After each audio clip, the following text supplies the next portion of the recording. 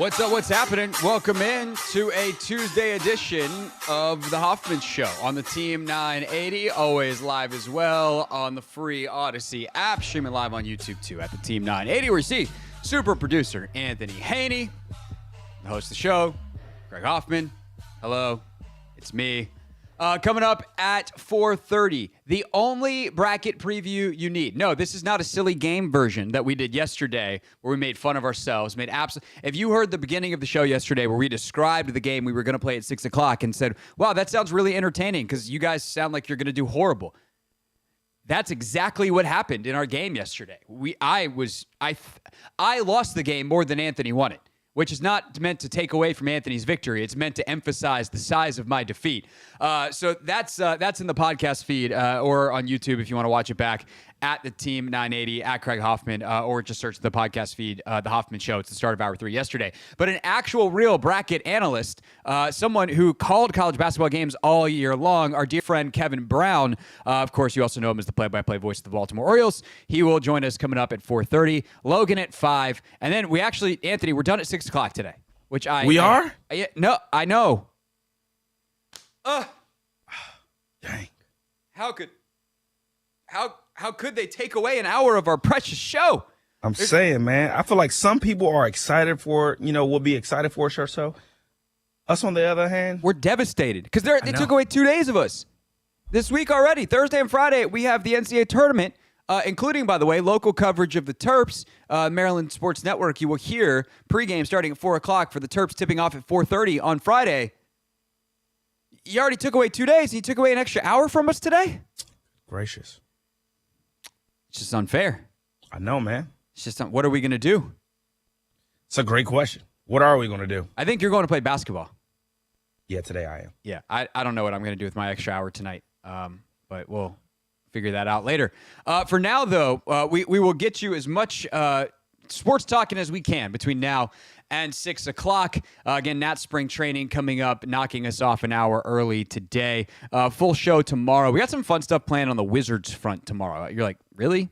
But yeah, no, really. We have some interesting stuff we're working on for tomorrow's show. So stay tuned for that. But Anthony, you called me for the show and you go, I got something I want to talk about. And I thought this was a great use of our time today. And basically you said, all right, we got Jamar, check. And by check, I mean $40 million check per year for him. T. Higgins, his contract also signed, sealed, and delivered for the Cincinnati Bengals.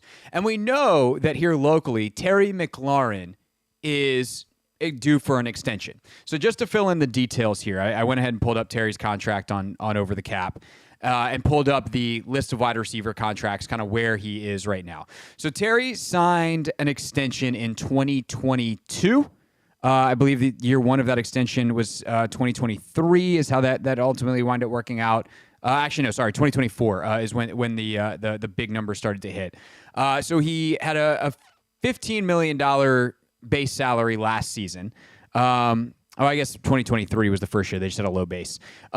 $24 million cap hit, was worth every penny.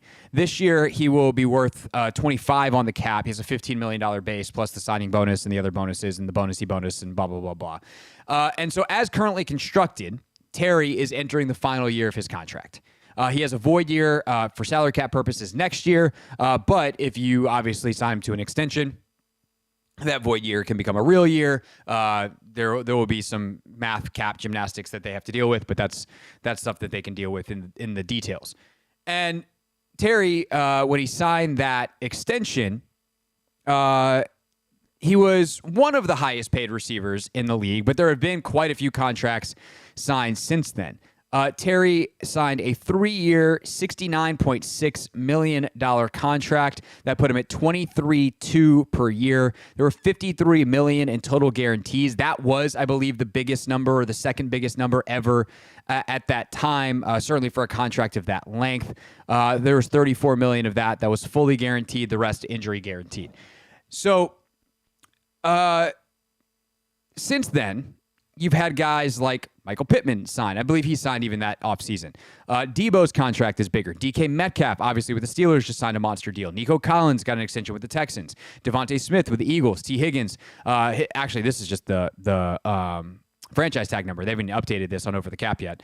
DJ Moore signed his with the Bears. Jalen Waddle reset the wide receiver 2 market when he signed his extension with the Dolphins. Brandon Ayuk signed a monster deal, biggest total value contract at the time that it was signed, I believe, last year. Actually, no, second or third biggest behind CeeDee Lamb and Justin Jefferson, but his was had an extra year on it compared to some of the other ones. Tyreek, Amon-Ra St. Brown, A.J. Brown, CeeDee Lamb, Justin Jefferson, and then obviously we'll see what Jamar's deal comes in at. So if you look at kind of that list of receivers, Anthony, a lot of these guys, like Tyreek's the one that I think is the most interesting because he signed his extension in his late 20s. And a lot of these guys, like Justin Jefferson, one, he's better than Terry because he's better than everybody. It's not Jamar. He and Jamar are the 1A, 1B in the league. And he was only 26 years old. So Terry's not going to get Justin Jefferson money. I also don't think he's going to get CeeDee Lamb money. I don't think he's going to get A.J. Brown money. A.J. Brown money, for whatever it's worth, 3 years, $96 million, 32 per. I think every deal under that is potentially fair game for Terry and his agent to be like, you really don't think I'm better than that guy? Say it with your checkbook. Now, some of the details might get interesting, but the next guy is Amon-Ra St. Brown. And Amon-Ra got 4 years worth of money, or 4 years on the contract, 3 years worth of pretty significant money. It was 4 years, 120. So that's just over 30 million per.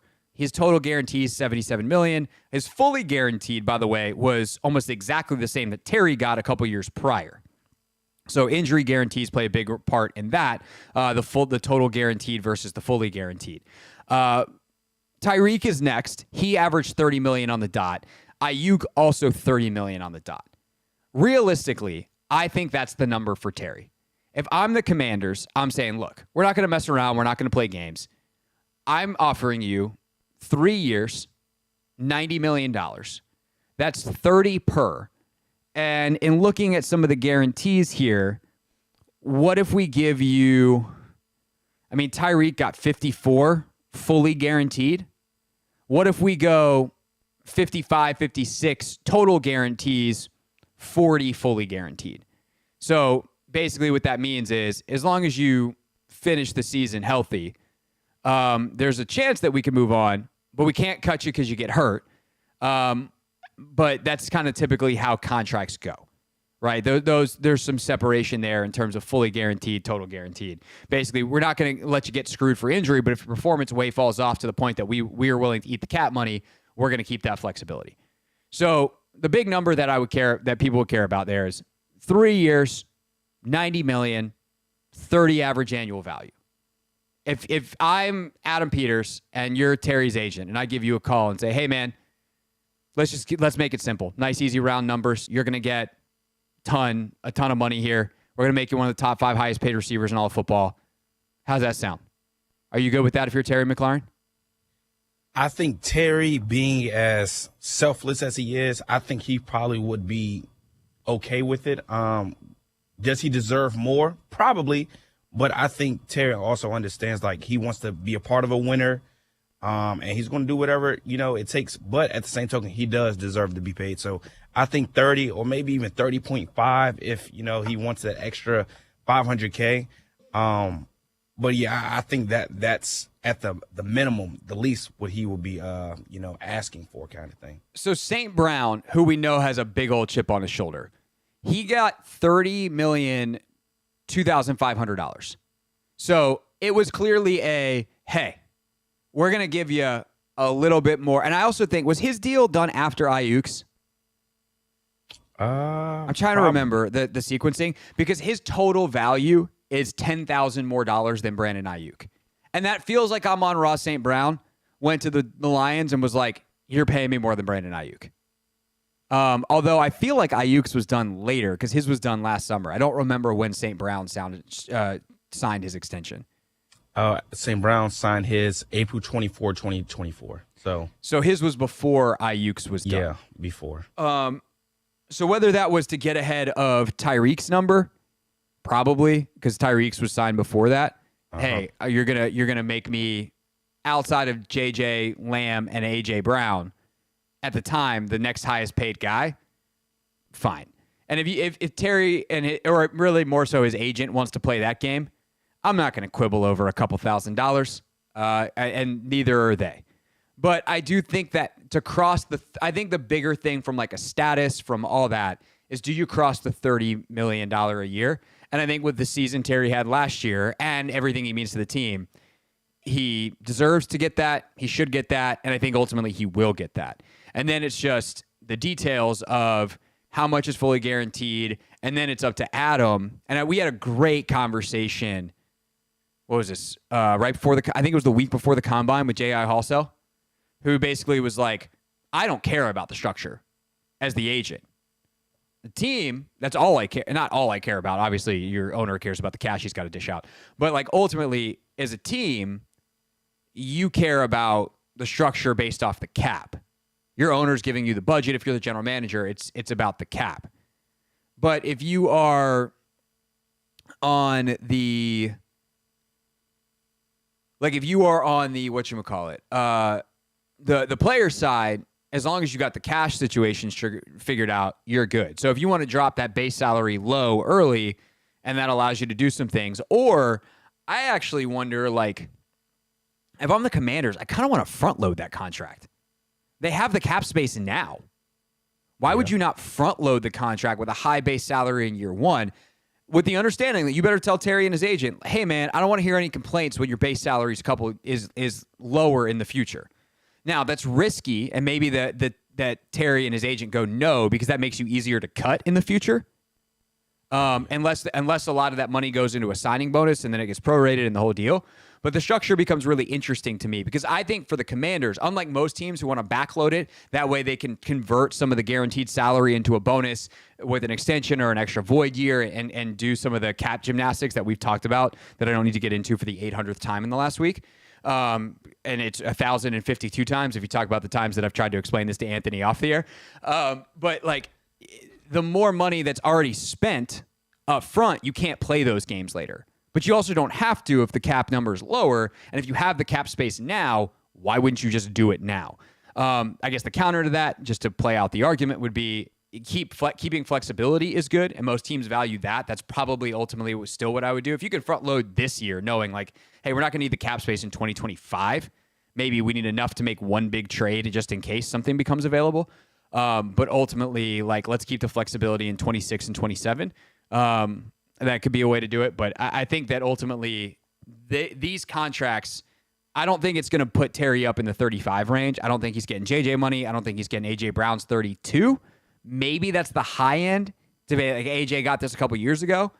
But I think that Terry getting over 30 a year, maybe they get him 31, feels like the right number.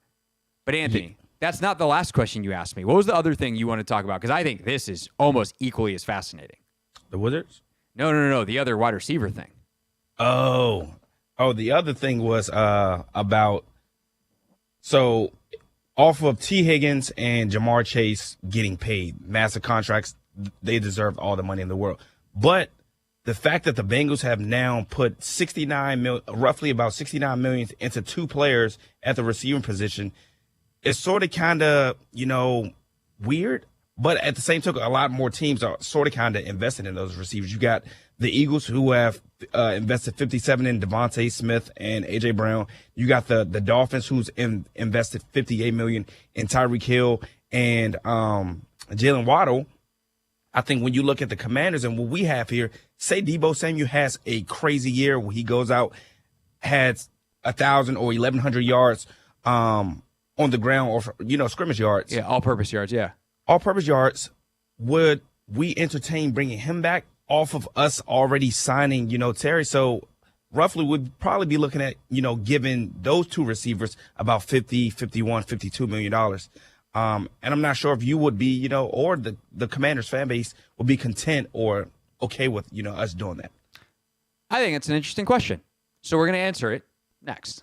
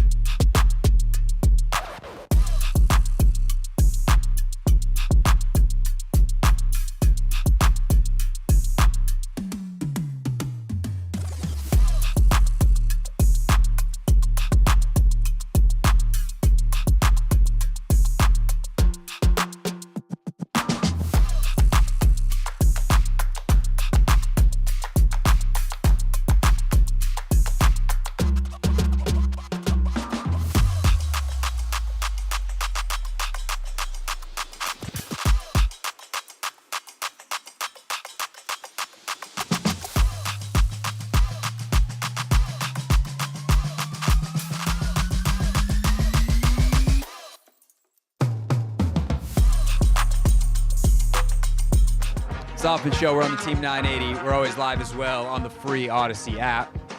Streaming live on YouTube, too, at the Team 980. Just talking about Terry McLaurin and what kind of extension he might get on the heels of the Jamar Chase extension, the T. Higgins extension, too. The T1 is also one to watch, by the way, because depending on where that number comes in, I do wonder if Terry and his agent are like, look, we know T. Higgins is great. We know he's younger, all that kind of stuff, but I'm a number one. He's a number two. I ain't getting paid less than that dude. So does that reset the market in some way? I think that's probably an important point to point out. But then, Anthony, you asked an interesting question. If, let's say, Deebo Samuel goes out and has 300 yards rushing, 700 yards receiving, scores some touchdowns, and just has an undeniable impact on the Commanders' offense. It's very, very clear that they made the right decision in trading for him. He can get back to a 2023 Deebo level, and he's a perfect fit here, right? How much is that worth? And then how much is that worth in conjunction with Terry? Are you willing to cross that $50 million threshold for two receivers where, especially, let's say Terry winds up getting $32 million and then Deebo wants $20 for two more years, right? Are you okay paying $52 million a year for two guys at the receiver position? And here's my answer. Yep. No question about it. And it's very simple. Jaden Daniels is currently the greatest discount in football. If he's a top 5 quarterback like he was last year, that's a $60 million player who you're paying less than $20 million until his extension, right? Until the final year, his 5th year option, he's making less than $20 million. Next year, I think he's making 8 or so on the cap. So if you have that much extra room, and the most important piece is that guy is Jaden, why wouldn't you do everything possible to make sure that he's comfortable until you're basically paying him to carry the team? You're not paying him to carry the team yet, so don't make him. Do everything you can to support him and know that when he's reaching the peak of his powers, yeah, you're probably going to take some discount somewhere else and have to hit a couple of things and all that kind of stuff. But I just don't think that they're not in a cap situation, especially also, Anthony, because they don't have any big money players that they have to re-sign. There's no outside. Quan Martin is the next guy who gets extended, I think, for them. Sam Cosmi and Quan Martin are the only 2 Rivera-era draft picks that are probably going to get even decent money, nevertheless. And, safeties cost nothing. So, there's no one currently that they're talking about having an extension with. The next guy who's going to get a massive extension for them is probably Jaden Daniels, unless Marshawn Lattimore reverts to an all-pro level in 2025. So they have the room. And at that point, why not just do things that are good? And I think that's one thing I respect about the Bengals, although I think they did it in the dumbest way possible because they could have made this decision a year ago and saved money, a lot of money. But they're leaning into their strength. We're going to be super strong where our super strength is. And we're going to make sure that our quarterback, who's the best thing we got going for us, can be the best version of himself. And for that reason, yeah, if Deebo, and again, this is not a debate about what Deebo is going to be. This is saying if Deebo goes out and balls out, would you pay Deebo again in 2026? And my answer is without hesitation, yes. Yeah, I would agree as well. Just because, again, and we touched on it throughout the entire offseason, right now we don't have players that, we can invest in, long term. A lot of the guys we've signed and traded for are on 1-year deals. So if Debo, if Marshawn, if some of the guys that we've brought in, go out there and, produce the way we've seen them produce, like I would be comfortable giving those guys, contract extensions while Jaden Daniels is still, a bargain for us. For sure. Now, am I saying go give Debo $30 million? No. No. No. But Debo, unless Debo goes out as 2021 Debo, but that player was a 1-year wonder. 1,400 yards receiving is not going to be on Debo Samuel's plate in 2025, barring something miraculous happening. That would be sick. That's a problem I would love to have. I would love to have, oh my God, 2021 Debo somehow made an appearance. But we're talking about a 20 to 22, $23 million player maybe, which is not nothing. But also the salary cap is going to continue to rise at these astronomical rates because all this Netflix money and all this other stuff is coming in. And, these big money deals, so to speak, that look like big money now are going to become bargains in a couple of years. So I think that's probably worth mentioning as well, is how the cap rises means that you've got extra space that you weren't necessarily counting on. All right, when we get back here on the Hoffman Show, every single year we try to give you the entire bracket analysis in one spot, 25 minutes with our good friend Kevin Brown. Can we do it again for the third year in a row? Find out next.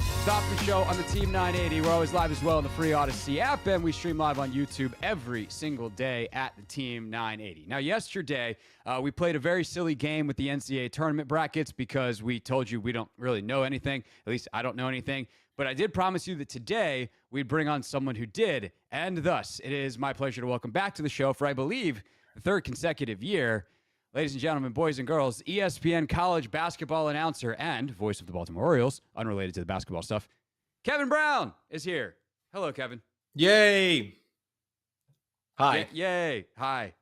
So I think we did this in even more condensed time. I'm gonna let you breathe a little bit this year. This is still the only bracket preview that anybody needs to watch or listen to anywhere on the internet, on the radio, and in any kind of media. That's right. We're going to cover the whole thing in about 20 minutes here. This will be the only perfect bracket in the history of the universe until the first game of the tournament when Creighton beats Louisville.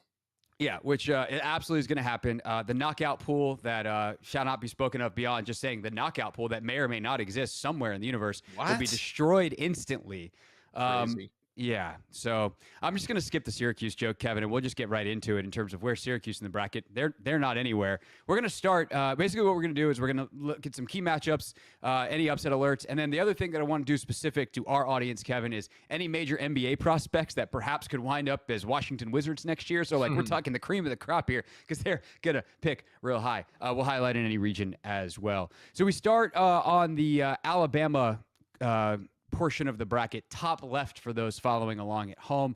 What do you like? What's interesting to you in this quartet of the bracket? Not quartet. What am I looking for? Quarter of the bracket. Quartet would mean there's musical instruments.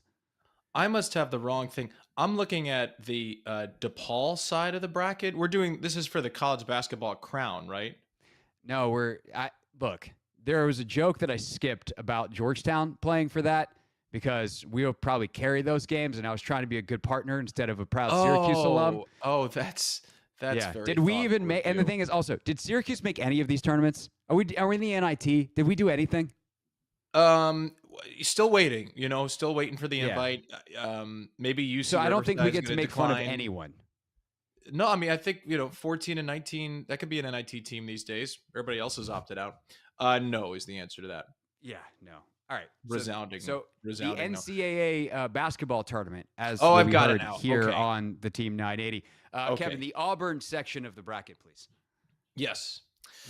Let me just give one big picture thought on the bracket, which is I think we are in for the top heaviest March Madness of my lifetime, arguably. Maybe since 2008 when all 4 1 seeds made the Final Four. And here's the reason I say that. So if you're a casual college basketball fan or even a medium college basketball fan, you've probably heard the name Ken Pomeroy. Ken Pomeroy is considered to be the analytics guru of basketball, and I won't bore you with the details, but Ken has this website. He's been charting teams since 1996-97, and he takes a team's offensive and defensive numbers. It's a very simple thing, and adjusts them to the schedule they play. And there is a whole lot more that goes into the formula, but Ken Pom is basically seen as the statistical Bible of college basketball. And here's the reason I bring that up. Every team gets a net rating based on their offense, defense, and strength of schedule. And this year, Auburn, who is the number 1 seed in the South and the number 1 overall seed, has a really strong net rating. It's a net rating that would have been number 1 in the country 7 of the last 9 years. Wow. This year, Auburn is the 4th best team in the country with that net rating. Duke, which is the best team in Ken Pomeroy's ratings, has the 2nd best overall rating in the history of his rankings, only behind the Duke team of 1998-99. Houston and Florida, the other 2 1 seeds, historically great. Tennessee's the 5th team in the country. They would have been the best rated team 3 of the last 9 years. So what I'm saying is the 1 seeds here are possibly historically good. And for the many problems with college basketball, for NIL, for the portal run amok, for realignment, for gambling scandals that pop up a couple of times a year, the sport actually has an amazing amount of talent, and it's been consolidated at the top. The other thing I'll say, big picture, is last year, I don't believe any mid-major teams made the Sweet 16. We had the Cinderella thing with NC State, but if you're a great player on a mid-major, low-major level, you're probably going into the portal the next year, and you're going to high major. That's just the reality right now. So I'm gonna just couch my bracket picks with that. Auburn's the best team in this region. I think Michigan State's pretty close. Now, to believe in Michigan State, you have to believe in the Big Ten and the NCAA tournament. And the Big Ten hasn't won a championship since Michigan State 25 years ago. But Tom Izzo's good for a Final Four every couple of years. And I think this is the best Michigan State team he's had since 2020, if not before. That team ended the COVID year really hot. I don't like the 3 seed in this region, Iowa State. They're without one of their best players, Keyshawn Gilbert. So I think Michigan State will cruise through the bottom of the region. And Auburn stubbed its toe a little bit down the stretch. I think Michigan State makes it out of the South. I think it's quite likely a 1-2 deal. I think the 5-12 game is ripe for an upset with Michigan and UC San Diego, if you want to go there. I think the 6-11 game is ripe for an upset with whoever wins in San Diego State or UNC over Ole Miss. Of course, UNC is going to win, and they're going to win that game because there's all the hullabaloo about them making the tournament in the first place, and that's how that always goes. I think the winner of that game, that 11 seed, will make it to the Sweet 16, beating Iowa State as well. Wow. But Michigan State, 9-10 deep, genuinely really balanced team, share the ball well, 5th best defensive team in the country. And if you're in doubt, just pick a coach who's won in March. And Tom Izzo wins in March all the time. He's won with less. I think this is one of his most talented teams. I think Michigan State wins the South. Any top 10 NBA prospects in this region?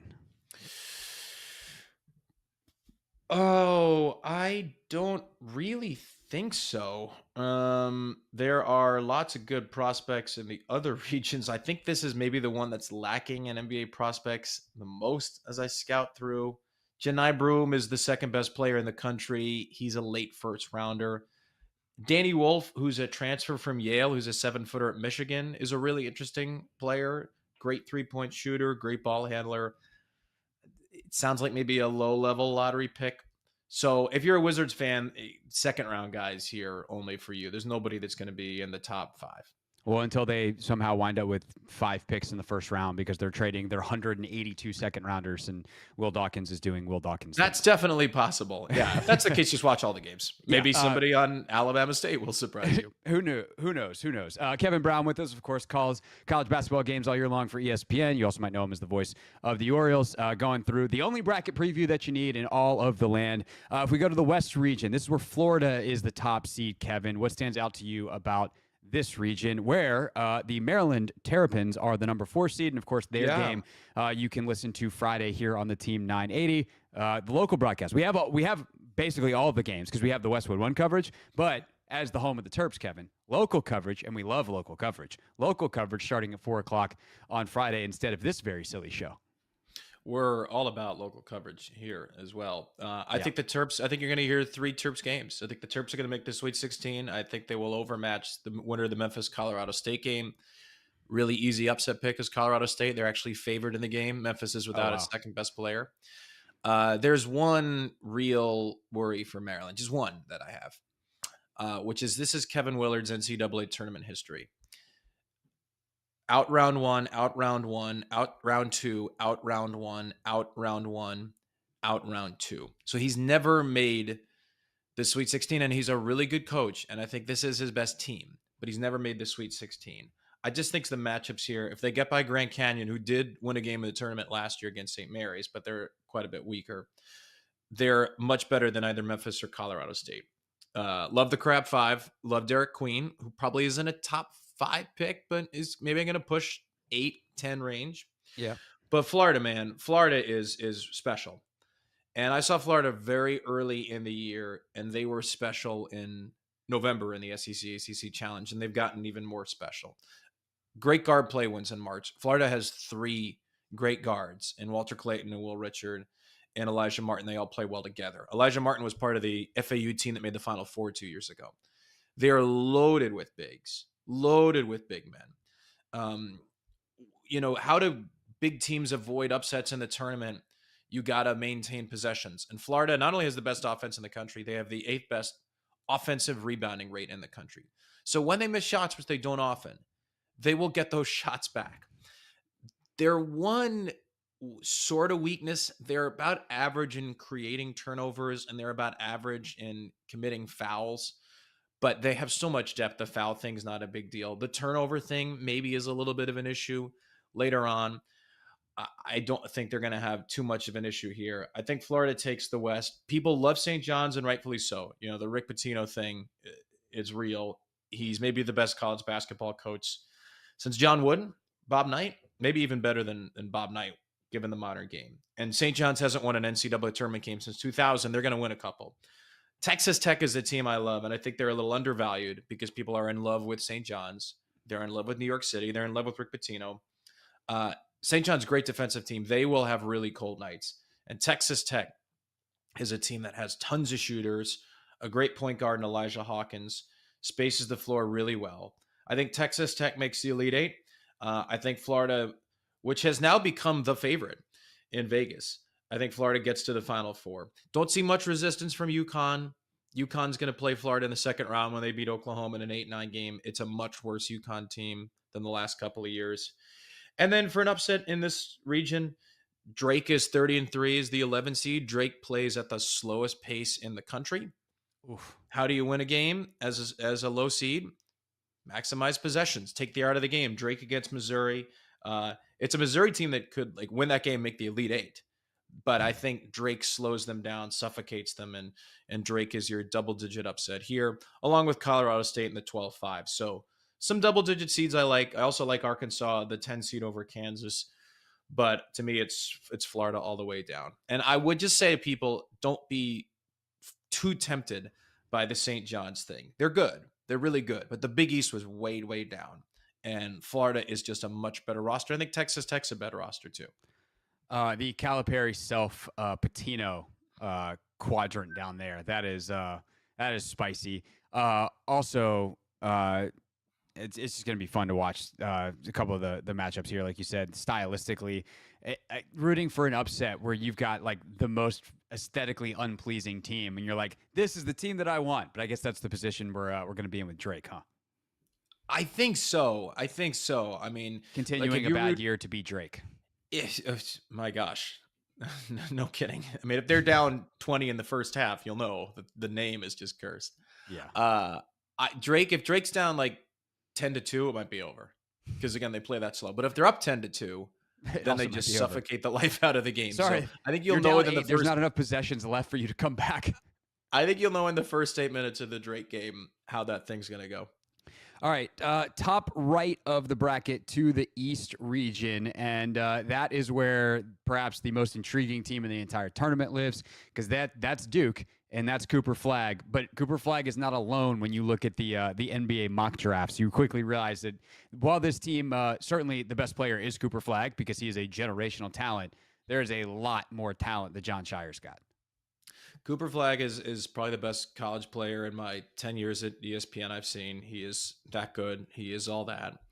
Konkanippel's a lottery pick. I think Kaman Malawach, their 7'2" freshman, is a lottery pick, has a pretty good shooting touch, and is an insanely good offensive rebounder. And then below the lottery, Isaiah Evans, whether it's this year or next, is going to be a deadly 6'6" three-point shooter in the league. Tyrese Proctor is a 6'6" guard who can shoot, who's a great defender. There's a place for Sion James somewhere, who's a transfer from Tulane. I think they have 6 or 7 or 8 pros on this team. I've seen Duke 5 times. They haven't won a game by less than 20. So I should less than 22, I should say. I'm just blown away by Duke every time I watch them. The hype is real. People complain about ESPN and national networks and national writers overhyping Duke. And I understand why they complain about that. But they are wrong. This is, again, this is the best team in Ken Pomeroy's ratings since 1999. Not best Duke team, though it is. It's the best team. Wow. They share the ball as well as just about anybody in the tournament. They defend as well as anybody in the tournament. They have the third best 2-point defense in the tournament. They're 8th in 2-point offense. They're top 33 in 3-point shooting and 3-point defense. Again, they are not a great team at turning you over, but they're above average. It's the one weakness. They're a great rebounding team. They have Cooper Flag. The fan, they have Cooper Flag. Yeah, they have give him Cooper the ball Flag. And get the hell out the way. And the only question is, what kind of Cooper Flag do they have? Because he sprained his ankle last week. Right. He's going to be playing. I doubt he plays much in the first game in the 116. Maybe they can get through the first weekend without him. I think the big thing for Duke that's under the radar is Malik Brown, who's a Syracuse transfer, doesn't score much, but changes the game defensively. He's a small ball 5, or he's a 4 who's not much of a shooter. But Jim Boeheim, who coached Malik Brown at Syracuse and is in the Hall of Fame, told me this year Malik Brown has the best hands he's ever seen on a player. Changes the game, deflects balls, gets steals, mucks up the defense completely. He redislocated his shoulder last week. I don't think he's going to play. And Duke's a little bit thinner at the 4 if he doesn't. It's the only place where they're a little bit thinner. But they're just so far and away the best team. It's boring to take them. And if you want to have fun, go with Alabama. Alabama made the Final Four a year ago. Alabama plays at the fastest tempo in the country. Alabama is one of the highest variance teams in the country because they play at a super, super crazy tempo. And they shoot 3-pointers. 46% of their shots are threes.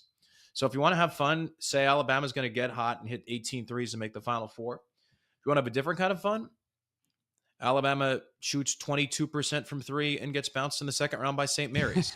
I think both are legitimate possibilities. I think this bracket could get a little weird on the bottom because you've got VCU, which is a really live 11 seed, against BYU. That's a game in Denver. If it's anywhere but Denver, I'm probably picking VCU. But BYU getting to play close to home, understanding the altitude, I think that really matters. And I think BYU gets to the Elite 8. They're kind of Alabama light. I don't like Wisconsin as the 3 seed to give you great value there. Maybe I'm burned by the Badgers of tournaments past. They're a little bit deeper offensively, but I think they're going to have a tough matchup with BYU, and I'm picking BYU to win in Denver. I do like St. Mary's, who's the 7 seed. They're always good, deliberate tempo. Again, St. Mary's, Alabama would be a fascinating clash of styles, but I'll take Duke over BYU in the Elite 8. And look, I hope Cooper Flag is healthy because I want the world to see what he can do, and I want Wizards fans to see what he can do until their hearts are ripped out and they get the 4th pick in the lottery.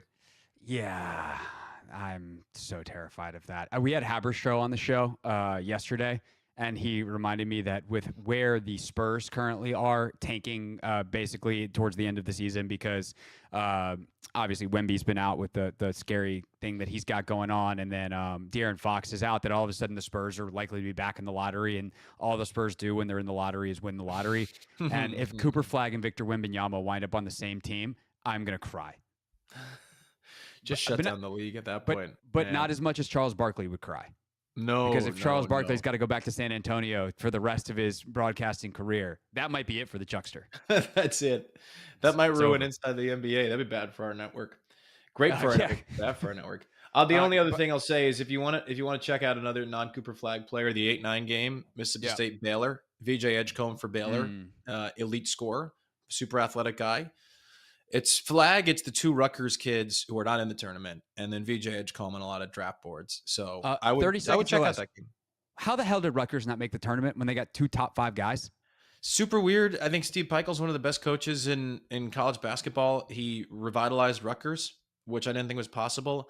I think he just kind of sold his soul to 2 freshmen, and it's hard to win and defend with freshmen unless those guys are special like Cooper Flag.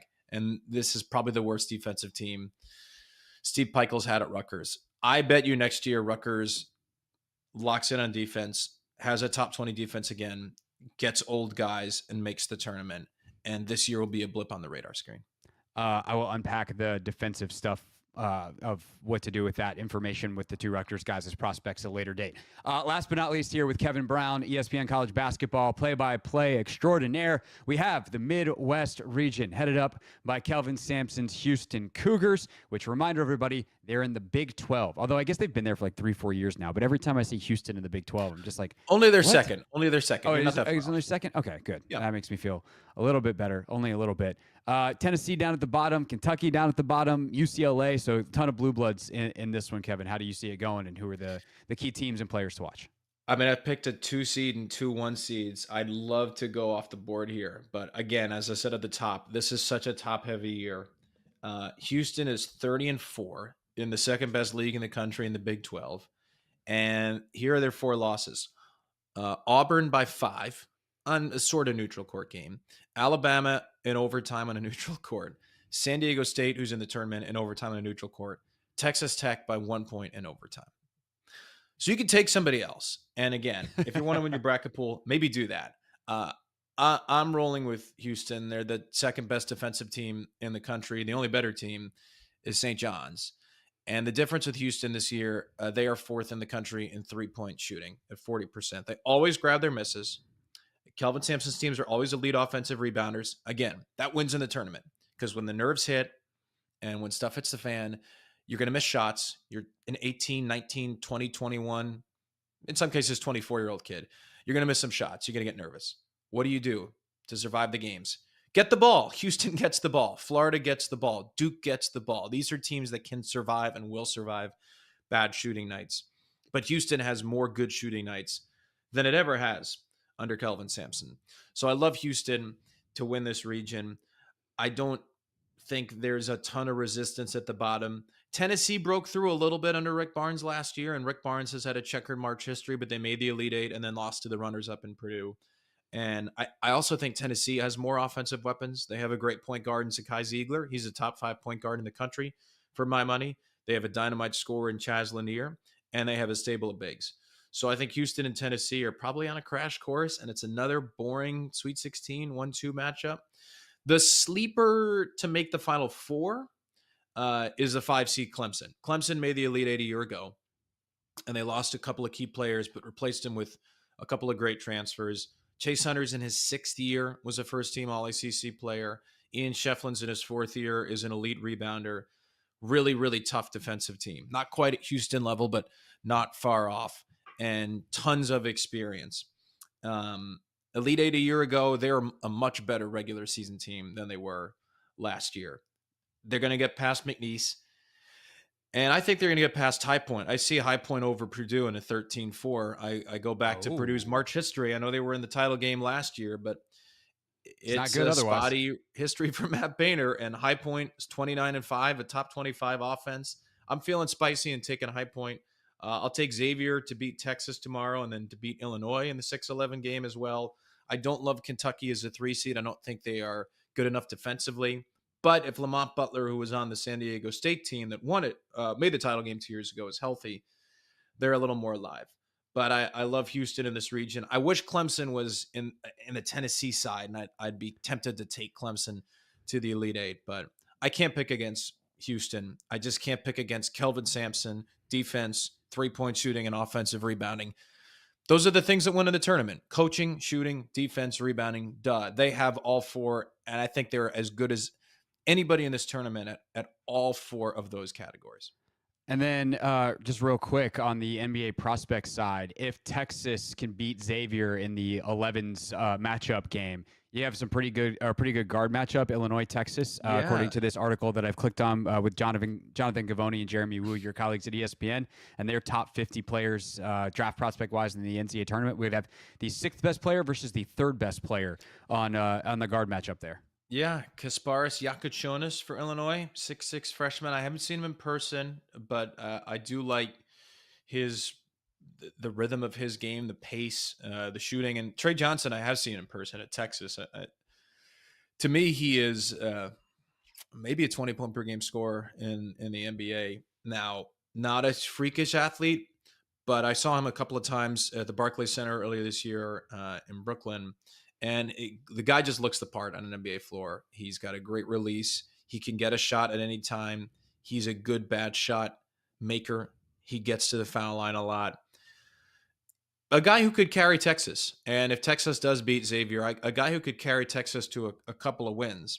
I think Trey Johnson is not on the level of Cooper Flagg or maybe the top couple of prospects.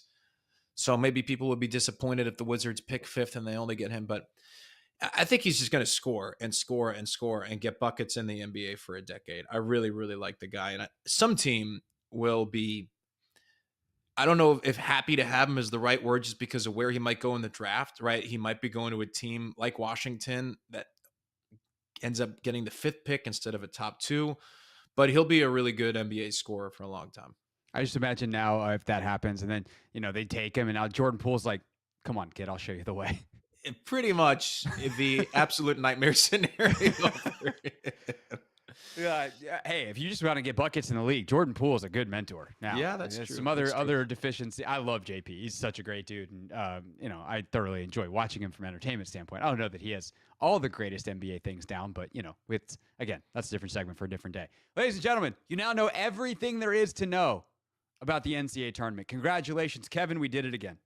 We did it again. By the way, I'm taking Florida over Duke in the title game. I was going to ask that, but now we officially have everything we need to know. Okay. And so with that, we bid Kevin adieu. Kevin Brown, everybody, ESPN college basketball play-by-play man. Of course, you can also catch him calling Orioles games all season long on MASN if you are a baseball/O's fan. Kevin, thank you, sir. Thank you kindly. You're the best. Very much appreciate you. When we get back here on the Hoffman Show, Logan Paulsen and I talking NFL draft evaluation, including a really important tool that we specify how is best used. It'll all make sense next. Hey, this is DA, and you're listening to The Hoffman Show on the Team 980 and the Odyssey app.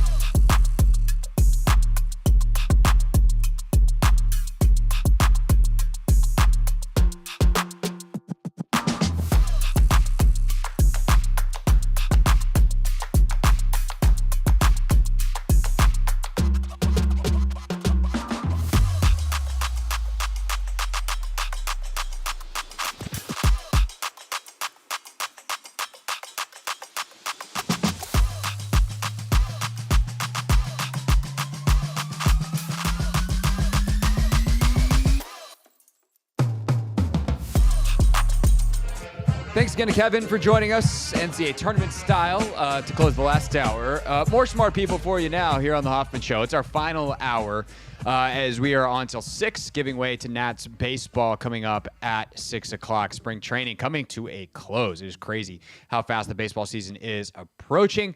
Should have news for you on our plans for opening day coming soon as well. But for now, today, instead of Not My Beat traditional style, we're just going to get right to it. Take command. We did a mailbag this morning, and we had a great question that I wanted to share Logan and I's answer with you, our answer to with you. Now, of course, your mailbag questions you can always submit on Instagram at Hoffman.sports. But without further ado, let's talk a little NFL draft with Logan here on the Hoffman Show. This one comes from David in Fairfax, who enjoys watching the show on YouTube and is a big fan of your menacing laugh, Logan, when the sign-out message is occurring. Yeah. Just when I can't seem to land the plane. So Dave. David asks, I wanted to get your and Logan's thoughts on the RAS, Relative Athletic Score, measurement tool. Obviously, it's only one data point, up to 10 is how the score works. But in 2024, every player the Commanders drafted who tested enough to get a raw athletic score, which is everybody but Daniels and Newton, they didn't complete the testing, scored above 8, with the lowest being Sainristil still at 8.45, and the next lowest being John Baptiste at 9.22. Only 1 year and a smallish sample size, but what are your thoughts on, one, how useful RAS is as a tool more generally? What are its strengths and weaknesses? And two, how much value do you think Peters and DQ assign to it/similar measurement tools? Can we infer anything about their big board based on it? I.e., could we just toss anyone below like a 7 off our big boards, or is it more nuanced than that? Thanks for your time. Keep up the awesome work that you, Logan, Anthony, and the whole Team 980 team do. He also wants us to ask Trevor Sikkema a question, but we'll save that one for next time we talk to Trevor Sikkema. Sure. I think that's a really good question. I think it just kind of gets to like a kernel of like pre-draft process that I find to be really fascinating, where it's like, do you go athletic upside or do you go based on film? And as we talked about before, the film is a huge element. It's 90% of what you do. And I think what the RAS score does or should do is just inform kind of like what your eyes are seeing on film. And so do I use the RAS score? Yes, but I use it in like maybe a different way. Like I want to just make sure like the person's meeting kind of minimal thresholds. So as long as the RAS score is not like a 3, I'm usually like, okay. And even if it is a 3 and it's like, let's say it's like a run stopping defensive tackle, like Yaya Black from Iowa had a 3.4 RAS score, right? Like I'm not worried about that because the dude's 6'6", he's 340. Like, I don't want him to be the best athlete of all time. He's not running 40 yards ever in a game. Like, he's eating a double team on first down, right? So, like, that kind of stuff is okay because stylistically, like, it's fine, right? And so a couple other things too. So, like, that's kind of the high level thought, maybe the answer to the first part of that question. The second part of the question is I do think the RAS score biases towards bigger players, larger players, because it factors in like height, weight, and arm length. So, for example, like Zeke Biggers from Georgia Tech, who's a defensive tackle also, he tested very well, right? But he had like a 9.56 RAS score. And this is a good person to kind of use as a case study in this example, right? He's big. He's 6'5.5". He's 330 pounds. He's got 35-inch arms. He's got the biggest wingspan at the combine. I think it's 35 1/8 inch, something like that, right? So he's a huge human. He moves around well. But then when you watch the film, he's like incredibly raw. He's got some issues, deficiencies technically to his game. And you're like, this is the way I would use this in this example, right? Do I like Zeke Biggers as a prospect? Yeah. Is it because his RAS score is high? Probably. But where am I going to take a shot on that? With the film being what it is, probably in like the 5th, 6th, 7th round, as a guy that's going to be like a developmental, rotational guy that's going to get with my coaching staff. And then we're going to make a move. And hopefully in 2 or 3 years, he's developed into a serviceable starter. That's how I would use that. Another example of that would be like Darren Porter from Iowa State. Everyone knows him. He's the corner. He's, I think he's 6'3". He's like 200 pounds. He's got 33-inch arms. He ran I think it was a 4.28 40. He had like a 40-inch vertical. Like all the metrics are off the chart. He's a freak, right? But he's only played corner for 1 year. So when you watch film, like he's only played corner for 1 year. So like all of the measurables are there, but you also have to catch it in this like weird space of saying, even though physically he can do literally quite anything you want, he hasn't played corner enough. So like when you watch his film, like the instincts aren't there. So I have to understand that despite his athletic profile, like I have to understand that there's a developmental curve associated with that. And again, I do think they bias towards larger players. So he's 6'3", he's 200 pounds. It's a huge corner. Again, that is going to inflate his RS score. A good example from last year is Johnny Wilson, the receiver from Florida State. He tested really well, but 4.5, what was it? A 4.55 he ran last year. I think something like that. Yeah, is a good time for a receiver, but it's not a great time. It becomes a great time because of his size, and I think like there are minimum thresholds for receivers, for corners, that I think people often ignore because they see the RAS. But I'm also like, if a corner or a receiver is almost running a 4.6 40, that I don't care how big you are, it doesn't matter, right? It shouldn't matter. And so I think that's something else that people need to factor in is like when I watch a receiver, they need to be able to decelerate and accelerate like a receiver. I don't care. The size to me is less important, for example. Yeah, and then you look at a guy like Sanders still, and it's like, okay, his score is hurt by the fact that he's not very big, but his actual athleticism, the testing numbers, and the way it then comes out on the field is pretty elite, especially for a guy Not his pretty size. Elite. I mean, it's elite, right? Yeah, like, he's a phenomenal mover. I mean, he didn't run like a 4.2. I'm trying not to use the word elite as much, but like it's really, really, really good. Like he was super fast. I'm really glad you brought up Mike Sanders still, right? Because he tested fine, but his I don't know what his RAS score. Did the guy listen? It was like 8.3, I think, is what it said. Right, which is like it's a fine RAS score. But I think you couple that with the film work, with his instincts on the field, and all of a sudden, like that RAS score is not reflective of him as a player. It is reflective of thresholds, but it's not reflective of him as a player. And I think that's where people get a little bit funky with RAS score. Like this guy's like, I always think it's interesting. Like Jalen Travis, the tackle from Iowa State, he's 6'7" and a half, so he's almost 6'8". He's 340 pounds. His RAS score is like a 9.71. Like I like him as a prospect quite a bit, but he does have some athletic limitations at the tackle position that give me pause, right? He's a little bit heavy footed, and that stuff doesn't necessarily show up in the aggregate of that score. You know what I'm saying? Like the DB instincts don't show up in the aggregate of that score. Right. And so, for instance, I got Sanders Stills like full profile pulled up, right? And it's 4 categories, the RAS, how it works, right? So you have composite size grade, composite explosive grade, composite speed grade, and then a composite agility grade. And it grades each individual thing. So he's red in the size category because which is considered very poor, height and weight.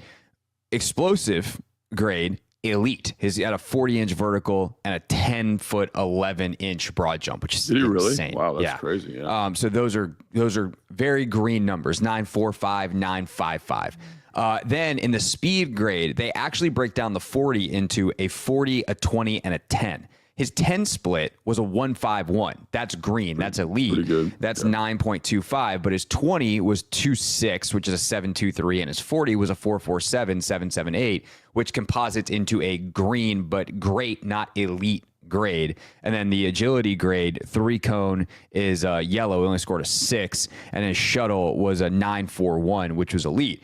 And in some ways, those two numbers don't go together. Because like those two numbers, they test very similar things, not the exact same things. Your bendiness versus just your ability to stop and start as you weave your way around the 3-cone. Like that's a little bit different. But it also, we talk about the strengths and weaknesses of this. Part of it is how good is the person at the actual drill? Like some of these drills, if you become really good at them, they become party tricks. Like, and I know this as a fitness coach, I can demo any footwork drill you want in a ladder that I've done, and I can do it in a way that make my clients go, oh my God, there's no way I'm going to do that. That's too fast. But like, I'm not actually that fast. I've just done that footwork pattern a million times. Now go make me translate that into being a football player, and I wouldn't be a very good football player, Logan, for many reasons. But my fast feet would not, that I can do through a ladder drill, do not really help me that much. And so if you've rehearsed these drills a million times and you score better on them because you put that kind of effort into the combine, like that's great. That shows a level of dedication. And we've talked about that combine time, right? Like part of the combine is will you put the effort and time in? But you might spend more time on the 40 than you do on the 3-cone. If that reflects in the testing, based off of how good you are at that specific thing that may not actually be an accurate reflection of your athletic ability, which is why you are using this to then be in conjunction with the film to actually break down the prospect. That said, that's a weakness. A strength of RAS is it is a relative athletic score. Yeah. Everyone else is going through the same process. And so instead of looking at what is this? Potentially as many as 3, that's 5, 10 data points, because Mikey didn't bench, so that's a blank spot on his. But up to 10 different data points, if I can composite them into one and then go down a position list and be like, okay, who are the best athletes at this position? It is a way to comb through the data that is a little more efficient and effective and kind of prevents you from just having number overload with 10 different testing points. No, I think it's exactly right. And again, like I do think it biases towards larger players. That's one of the things that I keep coming back to with it. But if you know that, then you understand kind of what you're getting. And I think again, like, do I use it in the evaluation? Like when they've got a good RAS, like it perks me up. Like, so for example, there's a receiver from Nebraska, Nayor, I think is his name, Neyor. And he's 6'3", he's almost 6'4". He's got 34-inch arms. He's 220 pounds. He ran a 4.4 at the combine, right? So that perks you up. And then you realize his RAS, like compositing the jumps and the change of direction, is a 10. So like, I've watched him a ton. I really like his change of direction. I like his profile. So again, there's a guy that if I've got a 4th round pick and I want to take a flyer on somebody who I think has X upside traits, like his film's okay because he played at Nebraska, right? So they don't throw the ball a ton. The quarterback was just okay. So now I say to myself, like, shoot, if we can clean up some of this technical stuff, like that could be an X receiver in the 4th, 5th round, depending on the value there. And I'm going to take a shot on it because he does have this tremendous athletic profile. And I think the film, that's one that's interesting because I think the film supports it. I think it's the same thing with Porter, right? Like the DB from Iowa State, like the film supports the athletic traits. It's just, are you comfortable with the instincts? And I think maybe that's another good point to bring up here. RAS score for defensive linemen to me is way more valuable, like defensive end specifically, way more valuable than for like, it's important for corner, it's important for receiver, but like the 2 maybe most important positions for RAS for me are tight end and defensive end. Like if you have a good RAS score in those positions, like there's a long track record of those guys doing well at the next level just because they're physical freaks. So like Shamar Stewart from Texas A&M has a 10 RAS score, right? So like it shows up on film. He's a physical freak. The production doesn't necessarily support it, but like I'm going to take a shot on that. And I'm okay taking it a little bit higher with that as opposed to Nayor or one of these other players because he's playing a position where I think it's better. So, like Terrence Ferguson, the tight end from Oregon, I think it's like a 9.7 RAS score. Like he moves up my board a little bit because again, that profile does better in those positions for whatever reason. Yeah. Well, it's kind of is a funny thing. And I feel like we talked about this at the end of the process last year. Every football position is very, very different. Yeah. And like the idea that a scout is going to be great at, and quarterback is like the most different. So the idea that you could be really good at scouting one position and this tool might be really valuable in doing that at one position, and then it doesn't apply at all or applies much less to another, like, duh. They're asked to do very different things. Sure. You're building a company with accountants and janitors and whatever else happens in companies. Congrats on your good books and your clean office hallways. But like you're building very, very different profiles. So it would make sense that is the case. And look on the height, weight versus bigger players thing. Sometimes that matters. Sometimes it doesn't. If I've got a receiver who's 6'4" with crazy long arms and he's only got a 36-inch vertical versus a 5'10" guy with a 42-inch vertical, well, like in some ways, the taller guy with the reach and everything, that's going to be more consistent versus having to summon that max vertical every single time from an explosiveness standpoint. So like there's different times that all of this stuff is going to come in, which is why ultimately the number one tool in all the evaluation for every position is the film. That's the basis of everything. Yeah. Then the second most important thing is probably the interviews. Like who is this person as a person? Interviews not only with that player, but the interviews of the people around that player at their school, whatever other, background information you can get on them. Then you go into how do we verify those things with other data? And that's where the testing comes in. That's where RAS comes in. And on some levels, like that is, I don't want to say position proof, but like the weight you then give those things changes based off the position. But that tends to be, I think, the order on every position. Yeah, and I'm just thinking through it right now. Like, this is kind of interesting thought experiment. Like, all of the metrics that they're testing at the combine test really like acceleration. Obviously, the 5-10-5 deceleration to a certain extent, right? Yeah. But it's not really like sports specific deceleration. And if you think about the positions I just listed out, like, they're positions that are really good accelerators, like defensive end. Yeah. Like, it's a strong corollary to the test they're going to run. You're going to run straight. You're going to jump. You're going to, you know what I'm saying? It's all of this kind of outward expenditure. And then, like, for a receiver, for example, like, there's no deceleration metric in there, right? There's nothing that measures that at a high level. So for me, like, I would like to see more of that kind of testing for that position. And that's what the field works for, is that you can see how they decelerate when they do their stuff, but there's no testing there for it. And so that's where I'd say, like, you're saying there's different demands of different positions. That's 100% true. This testing, the type of testing they've chosen to do at the combine for many, many years, reflects a specific type of athletic quality that, again, transfers really well to people that have to explode off the football. And that's really why defensive lineman, it transfers so well for them. I'm glad you brought that up. We did an episode of Train with the Best probably 6 weeks ago about that very thing, because there was a really good article in The Athletic. Hilariously, it happened right before the Luka trade, because Luka was one of the guys that was featured in it. But it was like Luka, Jokic, and someone like Mahomes, like some of the dad bod athletes, and how if you take other measurements, those guys are actually elite. And, you know, the P3 performance testing in, I think it's in LA, or California, they've been doing that kind of testing for years. And they have like force plates, and they have all this stuff that the NFL will never put on television. There's no way. Like, teams would love it. I don't know, the agents would be like, yeah, we're good with all this.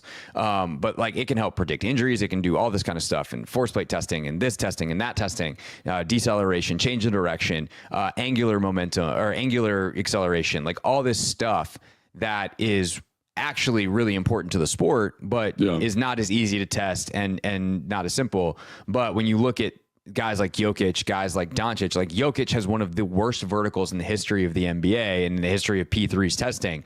But in other phases, he is super elite, like reaction time, things like that become really important. So if you want more on that, I got another podcast for you, but it's and also Rustin Dodd's article in The Athletic about the dad bod craze is definitely worth a read if you're more interested in that.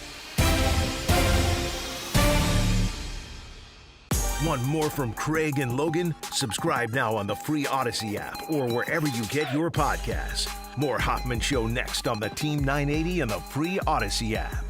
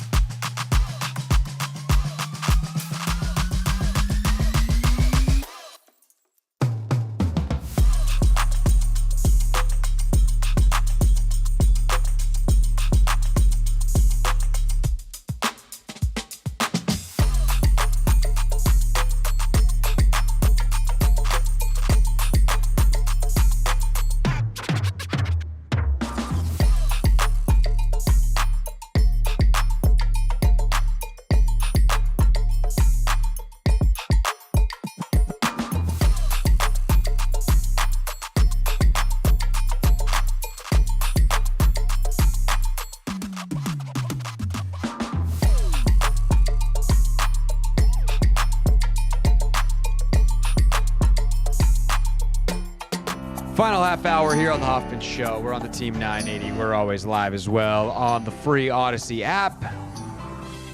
And Anthony, it's an old favorite topic. Here to wrap up the show today. It's our old friend Aaron Rodgers. Oh, your favorite quarterback. Yeah. Nice. I have no notes. He's perfect. On and off the field. Unblemished, man. On and off the field. That's obviously not true. And there's more than just me who are annoyed at Aaron Rodgers. Today, the top story on ESPN.com.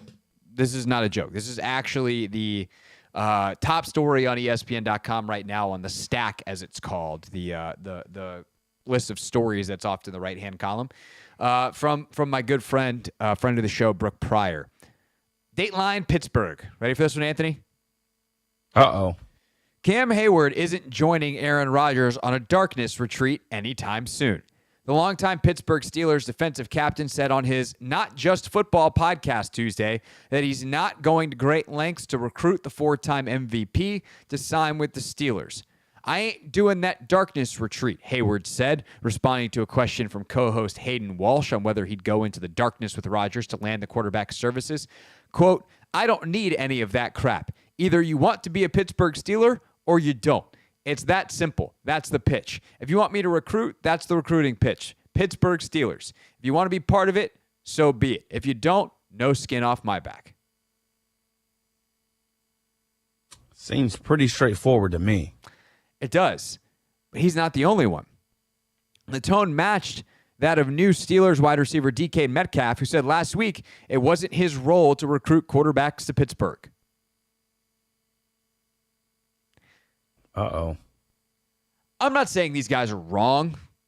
What I am saying is that Jaden Daniels was suddenly released by the Commanders for God knows what. I should say God knows what. Because I would say anything that would get Jaden Daniels released by the Commanders would probably be pretty aberrant, and the Steelers would be rushing to pick him up. Because, why would you let go of Jaden? Let's say, though, the NFL decides to dissolve the Commanders organization, and somehow, some way, Jaden Daniels, the best young quarterback in football, was suddenly a free agent. I think they'd recruit Jaden Daniels. Yeah. I think if Joe Burrow became a free agent, there might be some recruiting. If Josh Allen, Lamar Jackson became a free agent, Pat Mahomes, there might be some recruiting that could go on, some recruiting, if those guys felt like they could get that quarterback there. I think part of it is they ain't too keen on playing on it with Aaron Rodgers because of what Aaron Rodgers has been the last couple of years, again, on and off the field.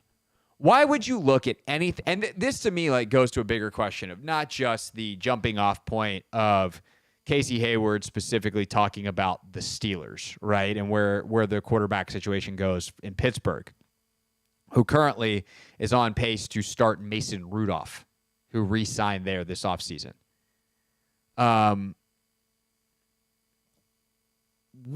If you're Minnesota, who allegedly is thinking about bringing Aaron Rodgers into their building, why?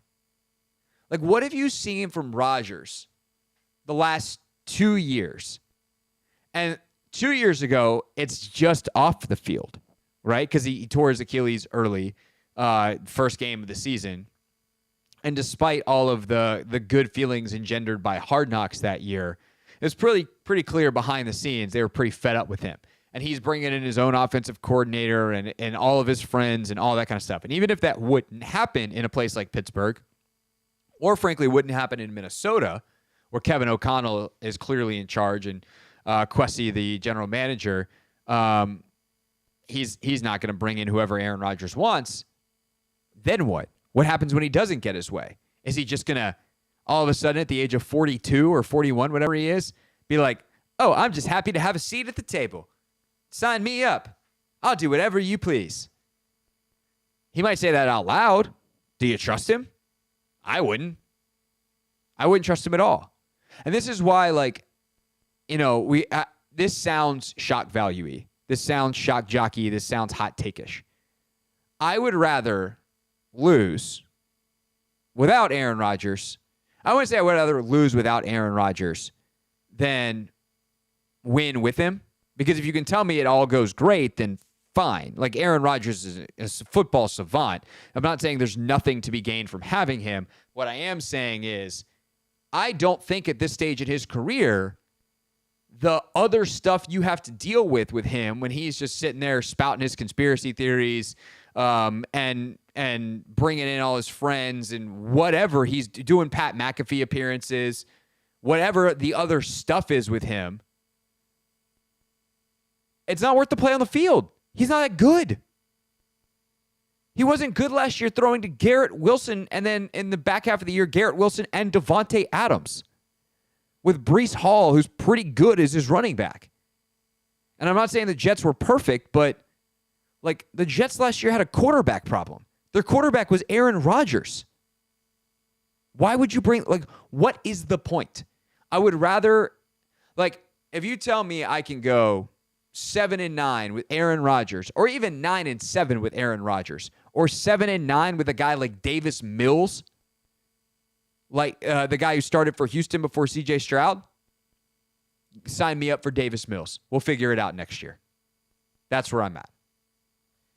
I like Cam Hayward's temperament regarding the whole Aaron Rodgers situation.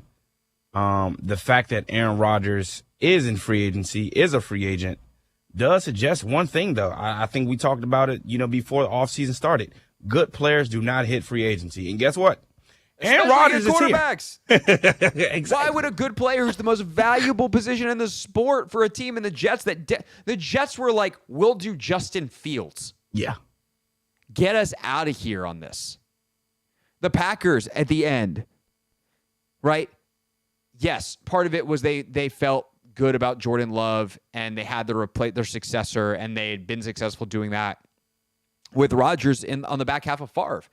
But like, Rodgers, his final year in Green Bay was not nearly as good as he was the year before, when I think he was the league MVP. And that makes sense, because at that point he was like 38 years old, and we're 3 years in an Achilles tear later. And so if you're telling me I got Rodgers or Wilson, give me Russ by a million. And I realize that there's limited upside there. You're probably only going to be so good, and frankly, you're probably only going to be so bad. But I'd rather play that game than I would. Russ is not going to bring the problems into the building that Rodgers does.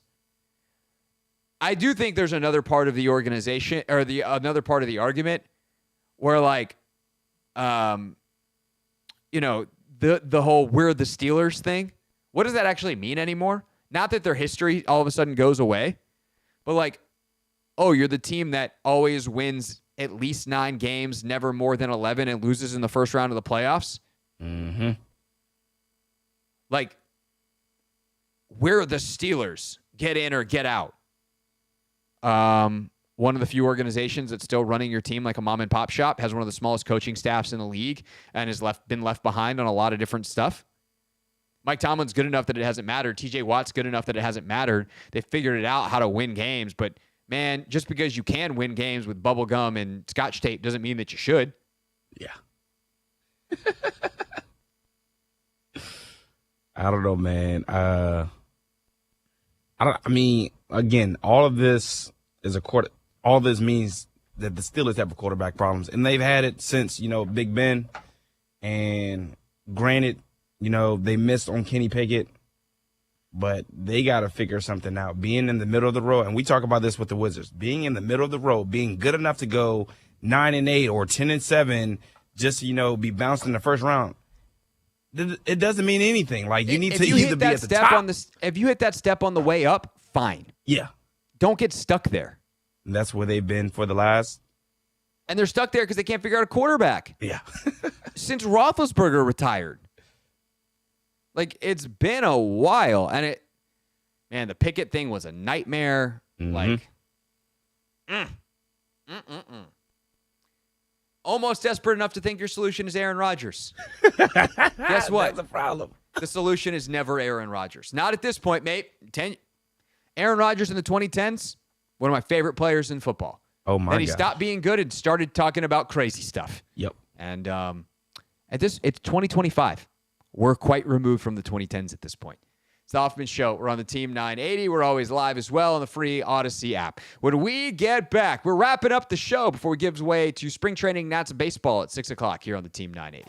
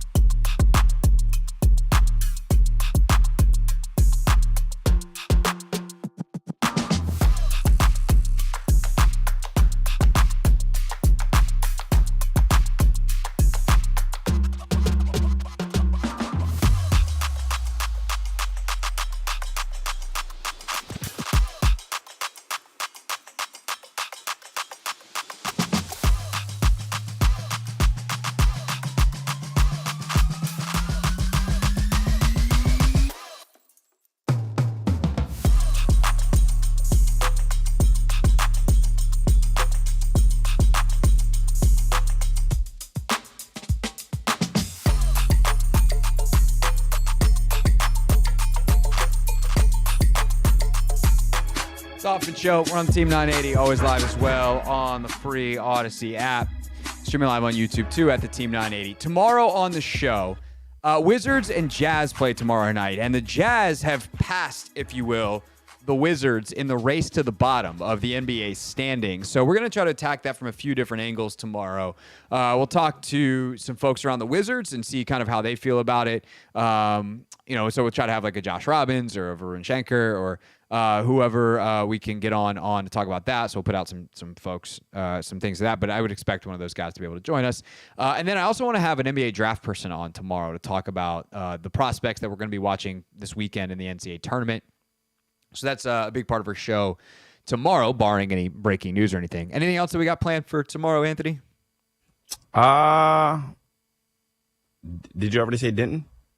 Oh, yeah. We're going to sit down with Denton Day in his office and go over the bracket. So I promised one bracket breakdown this week, and we're giving you two because we had Kevin Brown earlier, and he was great. So tomorrow we have Denton, who will also be great. So we'll sit down with Denton before the show in his office after Kevin's show. So if you're like, Denton's office, what are you guys talking about? Denton has an office. He's a producer for the Kevin Sheehan Show. If you haven't watched Denton's Office on YouTube, it's a smash hit. Star of Denton's Office and also producer of the Kevin Sheehan Show, Denton Day.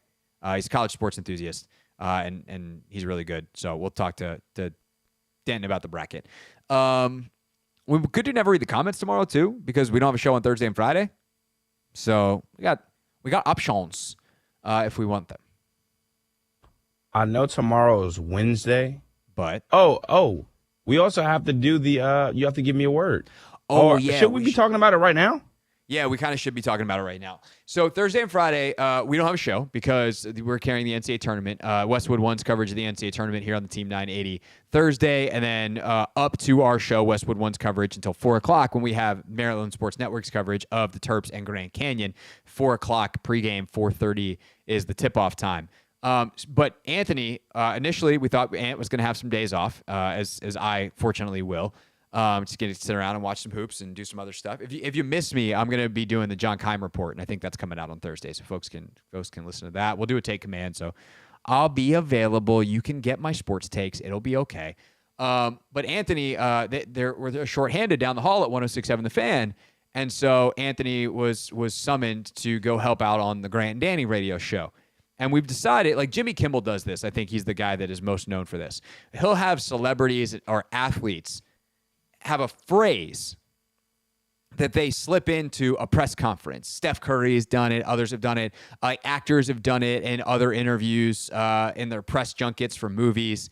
And so I figure we might as well have some fun with Anthony working for another show for 2 days.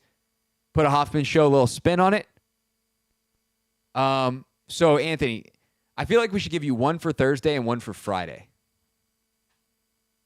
Okay. Well, all right. Here's the thing. So if they don't catch on to it on Thursday, then should we do it Friday as well? Because I feel like if they catch on to it on Thursday, then they'll probably be on the lookout for me to do it again on Friday. Or maybe not. Probably maybe I'm wrong. I mean, it depends on whether you spill the beans. Just all you got to do is be like, I don't know. Sometimes I say weird stuff. Okay. Hey, look, one thing about me, Craig, I'm not a good liar. So, like, if they catch me, like, on the spot, sometimes I'm not quick on my feet. That's why I'm giving you instructions ahead of time. Yeah. Your line is, look, I appreciate it. Your line is, I don't know. Sometimes I say weird stuff. And then if, like, on Friday, the thing is, if they catch you, are they like, what? On Thursday, and you're like, I don't know. Sometimes I say weird stuff. And then on Friday, you do it again. They're like, man, you really do say some weird stuff. That would be funny. So there's a phrase that's made famous by the Monty Python movies. No one expects the Spanish Inquisition. What if we just threw that in there? Just at some point in the show, you're just like, hey, no one expects the Spanish Inquisition. I feel like they will ask me now I will have to do my due diligence, go look all of this up, the background story, and they might ask me, questions about this, saying, and I wouldn't have anything to say. So I just be like, it's a movie quote. I mean, the thing is, like, their show, they know all the movie quotes. Like, they do. They're not gonna. They'll just be like, didn't expect that one from you, Anthony. Like, that's the most hot water I think you're in. Like, it's almost too easy. Yeah. Where and it's like enough of a phrase that sometimes people do. You just got to kind of stick it in a funny spot. Do I say it more than once or just once? No, just once. Oh, okay. And then I feel like I gotta figure out what another one is. Rachel was throwing all kinds of stuff at the wall last night when we were talking about this. Oh, man. Now, this is going to be good. So if you want to submit a phrase for Anthony to say on the Grant and Danny show, and by the way, if any of you jokers out there snitch on us, there's not really a lot we can do about it other than be upset. So don't play upset the host. Don't be a troll. Yeah, please don't. Just enjoy the show, and then we're going to revisit this on Monday, probably during Real Things. So get that going, and then we'll figure out what you got to do on Friday. But yeah, just on tomorrow at some point while you're on the show, nobody expects the Spanish Inquisition. Nobody expects the Spanish Inquisition. Yeah, you might need to practice it. Yeah, I do. Okay. Do we have time for Real Things today? Yes, we do. Let's go. Real things. We're not going to be sucked this year. Real people. 5 and 11, not very good. Said into real microphones. You know, the culture is actually damn good. What's we got, Anthony? All right, so the only thing we'll probably get to today is Noah Brown. He was at the podium today. He re-signed his deal, became official. And he's former teammates with Laramie Tunsil. Oh, yes, he is. They were Houston Texans together. Exactly. So he got asked about, the Commanders trading for Laramie Tunsil. Oh, yeah. No, we definitely got our security guard on the left side. He's the real deal. He's been the real deal for a long time, and I'm excited that we got him here. What was he like as a teammate? Laramie's a great dude. He's not too vocal, but he comes to work every day and puts his hard hat on, and you see what he does on Sundays. He locks down that left end, which is a lot of teams' best rusher, and he's been doing it for a long time. So brings a lot of confidence to the room. I would say so. He's so good, dude. Like, which one? I still don't Laramie. Oh, okay. I mean, I like Noah and all. I think Noah's great at the podium. Great interview. Great. Did a very good job last year as a player. I still don't think folks fully understand how good that dude is, in part because they had a weird year last year. Their O-line was much maligned, and he had all the penalties and whatever. But, if he can just not commit a bunch of penalties, totally different O-line for Washington this year. Going to be a good time. All right, we'll see y'all tomorrow for one more for the NCAA Tournament here on the Team 980.